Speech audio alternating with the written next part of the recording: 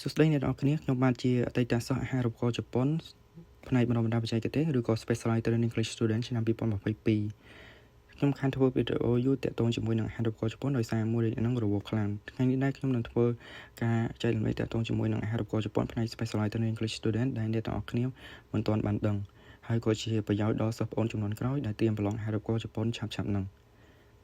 ជាទូទៅផ្នែក Specialized Training English Student អ្នកទាំងអស់គ្នាបើសិនជាជាប់ Final Round អ្នកទាំងអស់គ្នានឹងរៀននៅក្នុងប្រទេសជប៉ុនរយៈពេល3ឆ្នាំដែលឆ្នាំទី1ដំបូងអ្នកទាំងអស់គ្នារៀនភាសាជប៉ុន1ឆ្នាំហើយ2ឆ្នាំបន្ទាប់ទៀតអ្នកទាំងអស់គ្នានឹងរៀនជំនាញនៅក្នុង Specialized School ហើយបើសិនជាអ្នកទាំងអស់គ្នាចង់បន្តបរិញ្ញាបត្រចូលសាកលវិទ្យាល័យអ្នកទាំងអស់គ្នានឹងត្រូវឆ្លងកាត់ការប្រឡង Transfer Exam ហើយចំពោះ Transfer Exam ទៀតសោះខ្ញុំនឹងធ្វើវីដេអូផ្សេងមួយទៀតចែករំលែកតាក់ទងជាមួយនឹងព័ត៌មានទាំងអស់ហ្នឹងហើយបើសិនជាអ្នកទាំងអស់គ្នាចង់តអាហារូបករណ៍មិនដដែលនៅសាកលវិទ្យាល័យអ្នកទាំងអស់គ្នាត្រូវមានពីរលក្ខខណ្ឌធំនៅពេលដែលអ្នកទាំងអស់គ្នារៀននៅ Specialized School អ្នកទាំងអស់គ្នាត្រូវតែមានអវត្តមានយ៉ាងតិចពី 80% ឡើងហើយបន្ទុក GPA ត្រូវ